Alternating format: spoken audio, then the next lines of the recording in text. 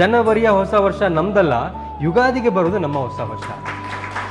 ಇದು ಕ್ಯಾಲೆಂಡರ್ ಹೊಸ ವರ್ಷ ಅಷ್ಟೇ. ಯುಗಾದಿ ನಿಜವಾಗ್ಲೂ ನಮ್ಮ ಹೊಸ ವರ್ಷ. ಯಾಕೆಂದ್ರೆ ನಮ್ಮ ಒಂದು ಪಂಚಾಂಗದಲ್ಲಿ ನಮ್ಮ ಆಕಾಶವನ್ನ 12 ಮನೆಗಳಾಗಿ, 12 ರಾಶಿಗಳಿಗೆ 12 ಮನೆಗಳಾಗಿ ವಿಂಗಡಣೆ ಮಾಡ್ತಾರೆ. ಸೊ ಸೆಪ್ಟೆಂಬರ್ ಏನು ಅಂದ್ರೆ, ಆಕಾಶದಲ್ಲಿ ಸೂರ್ಯ ಯಾವಾಗ 7ನೇ ಮನೆಗೆ ಪ್ರವೇಶ ಮಾಡ್ತಾನೋ ಅದು ಸಪ್ತ ಅಂಬರ ಅಂದ್ರೆ ಸೆಪ್ಟೆಂಬರ್. ಸೆಪ್ಟೆಂಬರ್ ನಮ್ಮ ಒಂದು ಪಂಚಾಂಗದ ಪ್ರಕಾರ 7ನೇ ತಿಂಗಳಾಗಬೇಕಿತ್ತು, ಬಟ್ ಈ ಕ್ಯಾಲೆಂಡರ್ ಅಲ್ಲಿ 9ನೇ ತಿಂಗಳಾಗಿದೆ. ಸೂರ್ಯ ಯಾವಾಗ ಆಕಾಶದಲ್ಲಿ 8ನೇ ಮನೆಗೆ ಪ್ರವೇಶ ಮಾಡ್ತಾನೋ ಅದು ಅಷ್ಟ ಅಂಬರ ಅಂದ್ರೆ ಅಕ್ಟೋಬರ್. ಬಟ್ ನಾವು ಅಕ್ಟೋಬರ್ನ ಇಲ್ಲಿ 10ನೇ ತಿಂಗಳು ಮಾಡ್ಬಿಟ್ಟಿದೀವಿ.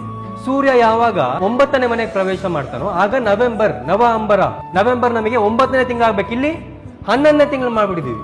ದಶ ಅಂಬರ, ಆಕಾಶದಲ್ಲಿ 10ನೇ ಮನೆಗೆ ಪ್ರವೇಶ ಮಾಡ್ತಾನೋ ಅದು ದಶ ಅಂಬರ ಡಿಸೆಂಬರ್. ಬಟ್ ನಾವಿಲ್ಲಿ ಡಿಸೆಂಬರ್ನ 12ನೇ ತಿಂಗಳು ಮಾಡ್ಬಿಟ್ಟಿದೀವಿ. ಸೈಂಟಿಫಿಕಲಿ ಮಾತಾಡ್ಬೇಕಾದ್ರೆ ಡಿಸೆಂಬರ್ ಅನ್ನೋದು 12ನೇ ತಿಂಗಳಲ್ಲ, ನಾವಿನ್ನು 10ನೇ ತಿಂಗಳಲ್ಲಿ ಇದೀವಿ.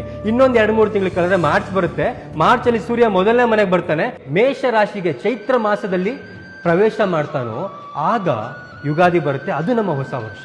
ನಾವು ಮಾತ್ರ ನಮ್ಮ ಹೊಸ ವರ್ಷನ ಆಚರಿಸೋದಿಲ್ಲ, ಇಡೀ ಪ್ರಕೃತಿಗೆ ಜೀವ ಕಳೆ ಬಂದಿರುತ್ತೆ. ಪ್ರಕೃತಿ ಹಚ್ಚ ಹಸಿರಾಗಿ ಹೊಳಿತಿರುತ್ತೆ. ಇಡೀ ಪ್ರಕೃತಿನೇ ನಮ್ಮ ಜೊತೆ ಹೊಸ ವರ್ಷವನ್ನ ಆಚರಣೆ ಮಾಡುತ್ತೆ.